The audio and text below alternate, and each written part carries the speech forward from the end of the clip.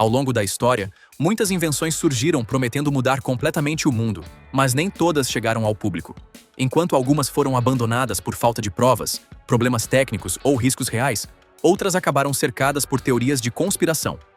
Neste vídeo, vamos explorar tecnologias consideradas proibidas, projetos interrompidos e inventores que, de alguma forma, foram silenciados, desacreditados ou simplesmente apagados da história.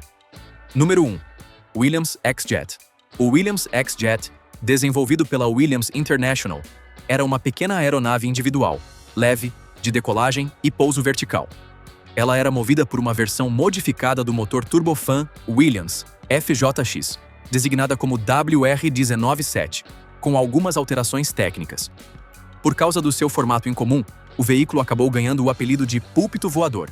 A ideia era transportar apenas um operador, que controlaria a direção inclinando o próprio corpo para o lado desejado, enquanto regulava a potência de saída do motor. O aparelho podia se mover em qualquer direção, acelerar rapidamente, pairar no ar, girar em torno do próprio eixo e permanecer voando por até 45 minutos. Sua velocidade podia chegar a aproximadamente 97 km por hora.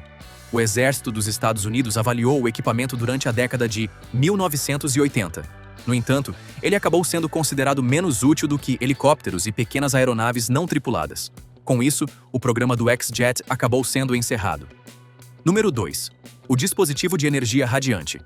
O Dr. Thomas Henry Morey, de Salt Lake City, afirmava ter criado, no início do século passado, um dos primeiros aparelhos capazes de extrair energia das oscilações de frequência do espaço vazio. Com o tempo, Morey disse ter conseguido construir um equipamento de energia livre que pesava cerca de 27 quilos e produzia 50.000 watts de eletricidade por várias horas. Apesar das demonstrações feitas para cientistas e engenheiros, ele nunca conseguiu financiamento suficiente para transformar o dispositivo em uma estação de energia prática e capaz de fornecer eletricidade em larga escala. Antes da Segunda Guerra Mundial, Morey trabalhou por um curto período com a Agência de Eletrificação Rural no desenvolvimento da máquina. Segundo versões mais conspiratórias da história, essa agência teria sido infiltrada por simpatizantes comunistas e autoridades de alto escalão com inclinações políticas próximas da União Soviética. Esses funcionários, de acordo com a narrativa, teriam pressionado Morey repetidas vezes para entregar todos os detalhes do seu aparelho aos soviéticos. A história também afirma que cientistas soviéticos importantes teriam sido convidados a visitar o laboratório de Morey para observar o dispositivo em funcionamento. Ainda segundo essa versão, uma pessoa, que alguns relatos chamam apenas de Z, passou cerca de 2 meses dentro do laboratório de Morey e conquistou sua confiança. Morey teria revelado a essa pessoa grande parte dos segredos de fabricação de uma válvula especial, algo que ele nunca havia compartilhado completamente com mais ninguém.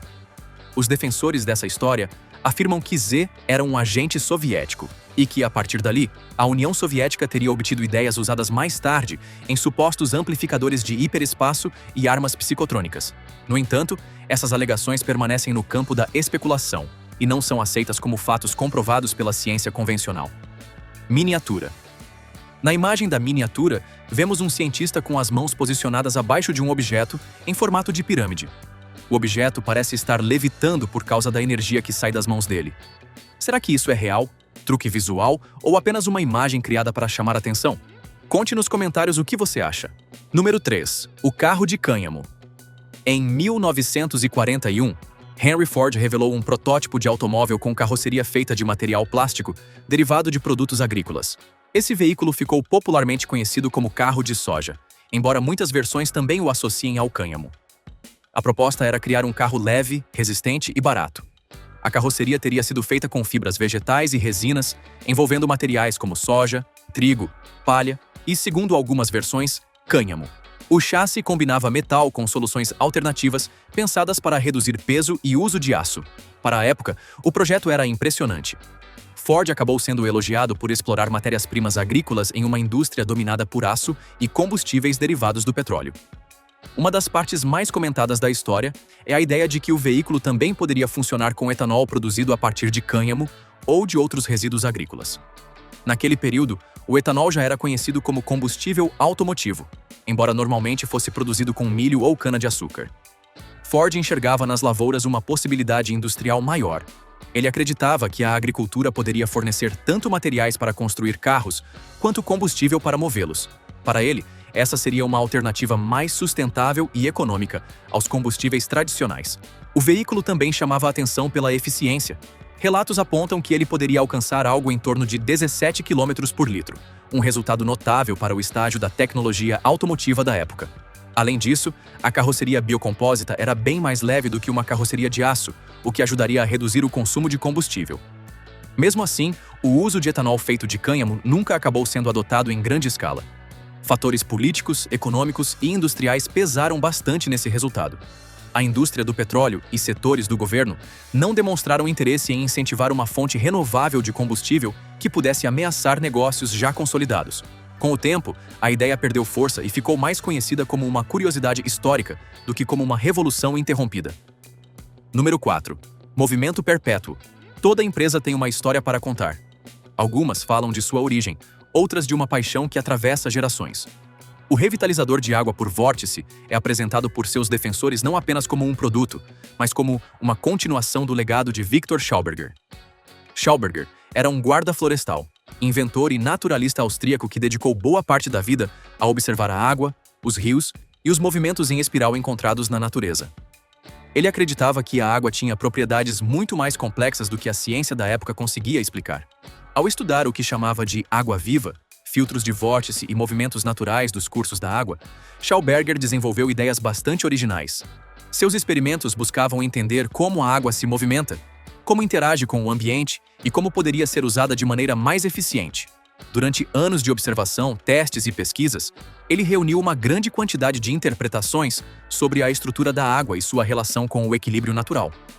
Algumas de suas ideias inspiraram ambientalistas, pesquisadores independentes e defensores da conservação dos recursos hídricos. Por outro lado, muitas alegações associadas ao nome de Schauberger, especialmente as ligadas a máquinas de movimento perpétuo ou energia ilimitada, não são aceitas pela física moderna. Ainda assim, sua figura continua despertando curiosidade por misturar engenharia, natureza, intuição e mistério. Número 5. Coral Castle. Coral Castle é uma construção feita de calcário oolítico e associada ao excêntrico Edward Leeds-Kalnin, um imigrante letão-americano. Ela fica em uma área não incorporada do condado de Miami-Dade, na Flórida, entre as comunidades de Homestead e Leisure City. A estrutura é formada por grandes blocos de pedra, muitos deles pesando várias toneladas. Esses blocos foram moldados em diferentes formas, incluindo paredes, mesas, cadeiras, uma lua crescente, uma fonte de água e um relógio de sol. Hoje, Coral Castle funciona como atração turística privada. Mas a fama do lugar vem principalmente da história misteriosa que envolve sua construção. Segundo a lenda, Leeds-Kalnin teria construído tudo sozinho, usando técnicas desconhecidas, magnetismo reverso ou até habilidades sobrenaturais para mover e esculpir as pedras. O mais provável é que ele tenha utilizado ferramentas simples, alavancas, polias, conhecimento mecânico e muita paciência. Ainda assim, o mistério permanece vivo porque ele trabalhava de forma reservada e nunca explicou completamente seus métodos. Número 6. Tecnologia antigravidade escondida na natureza. Viktor Stepanovich Grebennikov era um pesquisador russo, biólogo, entomologista e autor de relatos envolvendo fenômenos paranormais. Ele ficou conhecido principalmente por afirmar que havia construído uma plataforma de levitação movida por partes de corpos de insetos mortos fixadas na parte inferior do equipamento. Grebennikov escreveu descrições detalhadas de supostos voos sobre o interior da Rússia usando esse aparelho. Segundo ele, certas estruturas microscópicas presentes em ninhos de insetos e cascas quitinosas teriam propriedades capazes de produzir efeitos antigravitacionais.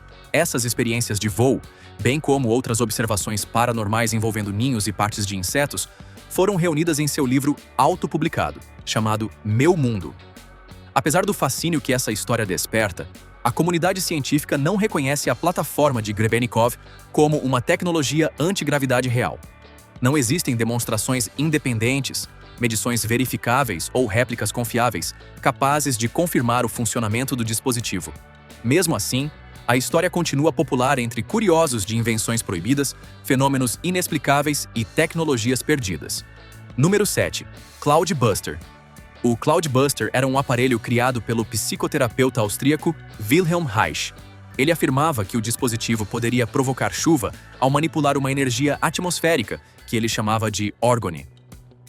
O Cloudbuster era usado de maneira semelhante a um para-raios, mas com a intenção oposta. Em vez de descarregar raios, ele supostamente concentraria sua ação em uma região específica do céu. O equipamento era conectado a uma substância que, segundo Reich, absorveria órgone, geralmente um corpo de água. A ideia era retirar energia órgone da atmosfera e, com isso, favorecer a formação de nuvens e chuva. Reich realizou dezenas de testes com o aparelho e chamou seus experimentos de engenharia cósmica de Orgone. No entanto, não existem casos confirmados de um cloudbuster funcionando de forma controlada e produzindo mudanças climáticas significativas, como chuva real e previsível. A terapia Orgone e as tecnologias derivadas dela são tratadas pela ciência como pseudociência. Mesmo assim, o cloudbuster permanece como um dos dispositivos mais famosos entre as histórias de inventores controversos. Número 8. General Motors Veículo Elétrico. 1. O General Motors Veículo Elétrico. Também conhecido como General Motors Veículo Elétrico. Era um veículo elétrico a bateria, produzido pela montadora norte-americana General Motors. Ele acabou sendo fabricado de 1996 até 1999, embora o programa tenha continuado sendo debatido por alguns anos depois. O veículo elétrico 1 era um automóvel subcompacto e marcou a história por estar entre os primeiros veículos elétricos modernos, produzidos em série e projetados desde o início para funcionar exclusivamente com bateria. O conceito nasceu em 1990, quando a General Motors apresentou o protótipo elétrico Impact. Esse protótipo influenciou fortemente o desenho do veículo elétrico final. Também em 1990, o Conselho de Recursos do Ar da Califórnia criou regras exigindo que as maiores montadoras que atuavam nos Estados Unidos produzissem e vendessem veículos de emissão zero para continuar tendo acesso ao mercado californiano. A produção em massa começou em 1996. Na fase inicial, a maioria dos carros acabou sendo oferecida por meio de leasing a consumidores da Califórnia, do Arizona e da Geórgia. Dentro de pouco tempo, programas semelhantes chegaram a outros estados norte-americanos. Em 1998, a General Motors apresentou variações experimentais do veículo elétrico 1, incluindo versões híbridas em série, híbridas em paralelo, movidas a gás natural comprimido e até um modelo de 4 portas. Todas funcionavam como protótipos para possíveis veículos futuros. Apesar da resposta positiva de muitos consumidores, a General Motors concluiu que os carros elétricos ainda formavam um nicho pouco lucrativo dentro do mercado automotivo. A empresa recolheu a maior parte dos veículos alugados e muitos acabaram destruídos. A decisão gerou protestos de clientes e de defensores dos carros elétricos. Para essas pessoas, o veículo elétrico representou uma oportunidade histórica perdida. Para a General Motors, na época, o programa não tinha viabilidade comercial suficiente. Até hoje, o caso é lembrado como um dos episódios mais controversos da história dos veículos elétricos. Número 9. Projeto XA. A história do Dr. James D. Mould e de seu chamado cigarro sem câncer deveria incomodar qualquer fumante e qualquer pessoa que tenha perdido alguém por causa do tabagismo. Durante muito tempo, existiram suspeitas de que grandes empresas de tabaco não foram transparentes sobre os riscos do cigarro. O caso de Mould reforçou essa percepção ao mostrar como uma tentativa de reduzir danos acabou sendo abandonada.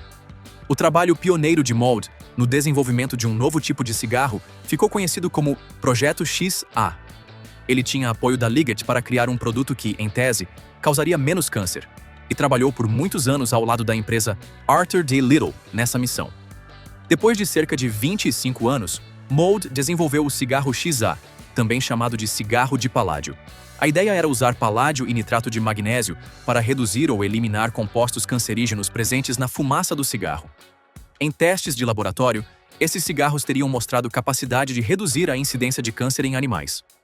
Mesmo assim, apesar do incentivo inicial, os executivos da empresa retiraram o apoio e o cigarro de paládio nunca chegou ao mercado. O motivo principal teria sido jurídico e financeiro. Advogados alertaram que vender um produto mais seguro poderia abrir caminho para uma onda interminável de processos contra a empresa por todos os cigarros menos seguros que ela já havia vendido. Assim, uma tecnologia que poderia ter reduzido parte dos danos do tabagismo acabou engavetada. É importante lembrar, porém, que nenhum cigarro é seguro. Mesmo produtos com redução de certas substâncias tóxicas ainda podem causar dependência, doenças cardiovasculares, câncer e muitos outros problemas graves de saúde. Número 10. O gerador Hendershot. Durante mais de 30 anos, Lester Hendershot trabalhou em um dispositivo de sobreunidade que, segundo ele, conseguiria captar energia de um campo magnético. O detalhe curioso é que Hendershot parecia ser a única pessoa capaz de fazer o equipamento funcionar.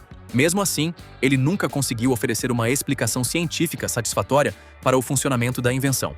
O chamado gerador Hendershot acabou sendo demonstrado várias vezes entre 1928 e 1960. Algumas testemunhas afirmaram que o aparelho era confiável. Entre os nomes associados às demonstrações está Charles Lindbergh. Uma apresentação chegou a ser feita para a imprensa nos Estados Unidos, e relatos dizem que o equipamento passou por avaliações consideradas positivas na época. Recortes de jornais foram usados por defensores da invenção como prova de sua eficácia. No entanto, faltam testes independentes, replicáveis e publicados em bases científicas reconhecidas. Segundo Bill Beatty, Hendershot enfrentou problemas políticos e comerciais ao tentar promover seu equipamento. Ele teria tentado expandir os negócios para o México e, com o tempo, desapareceu da atenção pública. Hoje, o gerador Hendershot permanece como um daqueles casos que vivem entre a curiosidade histórica, a promessa de energia livre e a ausência de confirmação científica sólida. Número 11. A transmissão sem fio de energia de Nikola Tesla. Por volta de 1900, Nikola Tesla era amplamente reconhecido como um dos maiores engenheiros elétricos dos Estados Unidos. Ele já havia impressionado o mundo com suas inovações e com sua vitória técnica sobre Thomas Edison na chamada Guerra das Correntes. Depois disso, Tesla iniciou um dos projetos mais ambiciosos de sua vida, a Torre de Transmissão Wardenclyffe. A instalação de Wardenclyffe, construída entre 1901 e 1905, acabou sendo baseada em uma das ideias mais ousadas de Tesla. Ele pretendia usar a torre para realizar algo que muitos consideravam impossível: criar um sistema global de comunicação sem fio. A torre seria o protótipo de uma rede capaz de usar a Terra como condutor para transmitir música, notícias, informações do mercado financeiro, comunicações militares seguras e até imagens por facsímile ao redor do planeta.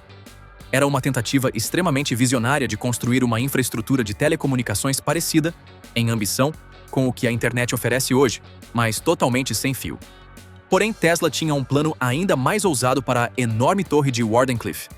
Ele já havia demonstrado que sinais de alta frequência podiam ser transmitidos sem fios, usando seus transformadores, conhecidos como bobinas de Tesla. Essa pesquisa alimentou uma obsessão que o acompanharia por toda a vida: a transmissão sem fio de energia elétrica. Infelizmente, a ambição de Tesla superou seus recursos financeiros e também a paciência de seus patrocinadores. O projeto entrou em dificuldades antes de ser concluído. A torre inacabada acabou sendo desmontada em 1917 para ajudar a pagar dívidas de Tesla. Número 12. O carro movido a água de Stan Meyer. Stanley Allen Meyer afirmou ter desenvolvido uma máquina de movimento perpétuo baseada em uma célula de combustível de água. Ele dizia que um automóvel equipado com seu dispositivo poderia usar água no lugar da gasolina. Segundo Meyer, seu sistema separaria a água em hidrogênio e oxigênio de maneira extremamente eficiente, permitindo alimentar o motor com esse processo. O problema é que as afirmações dele não resistiram a testes técnicos independentes. Em 1996, um tribunal de Ohio considerou fraudulentas as alegações de Meyer sobre sua célula de combustível de água e o carro que ela supostamente movia. Stanley Meyer morreu de forma inesperada em 20 de março de 1998, enquanto jantava em um restaurante. Seu irmão afirmou que Meyer saiu correndo durante uma reunião com 2 investidores belgas, dizendo que havia sido envenenado. Depois da investigação, a polícia de Grove City concordou com o relatório do legista do condado de Franklin, que apontou aneurisma cerebral causado por pressão alta como causa da morte. Mesmo assim, alguns seguidores de Meyer acreditam que ele acabou sendo assassinado para impedir a divulgação de suas ideias. Philippe Van de Mortelli, um dos investidores belgas, declarou que apoiava Meyer financeiramente havia vários anos, que o considerava um amigo pessoal e que não sabia de onde surgiram as acusações. Até hoje, o carro movido a água de Stan Meyer é lembrado como um dos casos mais famosos envolvendo energia alternativa, promessa revolucionária e acusação de fraude. Número 13. A história trágica da suposta cura de Royal Raymond Rife. Royal Raymond Rife era um inventor norte-americano e pioneiro em cinematografia de lapso de tempo com alta ampliação. Ele ficou conhecido por seus microscópios que, segundo ele, seriam capazes de observar micro-organismos vivos em ampliações antes consideradas impossíveis. Rife também ficou famoso por seu chamado raio oscilante, uma tecnologia que ele afirmava poder tratar várias doenças ao enfraquecer organismos causadores de enfermidades por meio de ondas de rádio. Durante sua carreira, ele trabalhou com cientistas, médicos e inventores da época. Suas descobertas chegaram a ser comentadas em jornais e relatórios científicos, incluindo publicações associadas ao Smithsonian. Mais tarde, porém, suas alegações acabaram rejeitadas por organizações médicas e pela ciência convencional. Instituições como a Associação Médica Americana, a Sociedade Americana do Câncer e outros grupos científicos não aceitaram suas conclusões como tratamentos comprovados. Defensores de Rife continuam acreditando que choques de frequência eletromagnética podem destruir células malignas e micro-organismos causadores de doenças. No entanto, a maior parte dessas alegações não tem apoio em pesquisas clínicas robustas. Máquinas Rife não são aprovadas como tratamento contra câncer por autoridades de saúde. Em diversos casos, promotores desse tipo de equipamento acabaram condenados por fraude médica. Por isso, a história de Rife precisa ser contada com cuidado. Ela mistura invenção, fascínio tecnológico, rejeição científica e risco real para pacientes vulneráveis. Número 14. Thomas Townsend Brown e a eletrogravítica. Thomas Townsend Brown era um inventor norte-americano que acreditava ter descoberto uma forma de antigravidade produzida por campos elétricos intensos. Suas pesquisas começaram a partir do estudo de fenômenos elétricos incomuns. Brown interpretou certos efeitos como evidência de uma força antigravitacional. No entanto, a explicação mais aceita hoje é diferente. O que ele observava costuma ser atribuído à eletrohidrodinâmica, ou seja, ao movimento de partículas carregadas que transferem impulso para partículas neutras ao redor, especialmente no ar. Esse fenômeno também é conhecido como deriva iônica ou vento iônico. Durante boa parte da vida, Brown tentou criar dispositivos baseados em suas ideias e promovê-los para uso comercial e militar. O fenômeno ficou conhecido como efeito Biefeld-Brown e também como eletrogravítica. Os experimentos de Brown inspiraram muitos entusiastas a construir pequenos levantadores iônicos movidos por alta tensão. Esses aparelhos realmente podem se mover, mas não por antigravidade. Eles funcionam empurrando o ar ao redor por meio do vento iônico. Mesmo assim, continuam existindo relatos de que Brown teria descoberto uma forma real de antigravidade. Essa ideia é especialmente popular entre comunidades interessadas em objetos voadores, não identificados e teorias da conspiração. Número 15. O tratamento contra câncer perseguido de Harry Hoxsey. A terapia Hoxsey, também conhecida como método Hoxsey, é um tratamento alternativo que afirma curar o câncer. O método envolve uma pasta herbal cáustica para tumores externos ou uma mistura de ervas para casos internos, além de laxantes, duchas, suplementos vitamínicos e mudanças na dieta. Grandes instituições médicas, incluindo órgãos dos Estados Unidos como a Administração de Alimentos e Medicamentos e o Instituto Nacional do Câncer, não encontraram provas de que a terapia Hoxsey seja eficaz no tratamento do câncer. Em 21 de setembro de 1960, a Administração de Alimentos e Medicamentos proibiu a venda e a divulgação do método Hoxsey nos Estados Unidos, classificando-o como uma cura sem valor, desacreditada e ligada ao charlatanismo. Atualmente, o principal centro que divulga o método fica em Tijuana, no México. A terapia Hoxsey também continua sendo promovida pela internet. Em junho de 2008, um coordenador nacional de combate à fraude em saúde da Administração de Alimentos e Medicamentos afirmou que não havia evidência científica de valor contra o câncer. Ainda assim, consumidores conseguiam encontrar facilmente, online, todo tipo de alegação falsa dizendo que o tratamento Hoxsey funcionava contra a doença. Esse é um ponto sensível porque pessoas com câncer podem estar fragilizadas e dispostas a tentar qualquer promessa de cura. Por isso, terapias não comprovadas podem atrasar tratamentos eficazes e colocar vidas em risco. Número 16. O cartel Phoebus e o nascimento da obsolescência programada. Entre 1925 e 1939, o cartel Phoebus era uma organização internacional que controlou a produção e a distribuição de lâmpadas incandescentes em grande parte da Europa e da América do Norte. O cartel dividiu territórios de mercado e ficou famoso por reduzir a vida útil funcional das lâmpadas. Em 15 de janeiro de 1925, empresas como Tungsram, Osram, General Electric, Associated Electrical Industries e Philips participaram da formação da Phoebus Sociedade Anônima, em Genebra, com o nome de Companhia Industrial para o Desenvolvimento da Iluminação. A organização pretendia durar 30 anos, mas suas operações acabaram suspensas em 1939, quando a Segunda Guerra Mundial começou. Mesmo depois do fim do cartel, as lâmpadas continuaram sendo vendidas seguindo o padrão de vida útil de 1000 horas. Em 1949, o Tribunal Distrital dos Estados Unidos para o Distrito de Nova Jersey decidiu que a General Electric havia violado a Lei Sherman Antitrust, em parte por causa de sua participação no cartel Phoebus. A decisão reconhecia que a vida útil de uma lâmpada está ligada à potência de sua iluminação. Porém, também concluiu que a posição dominante da General Electric e a falta de concorrência davam à empresa poder para influenciar a duração das lâmpadas em todo o setor. O tribunal considerou que o lucro era um dos principais fatores usados na definição da vida útil das lâmpadas.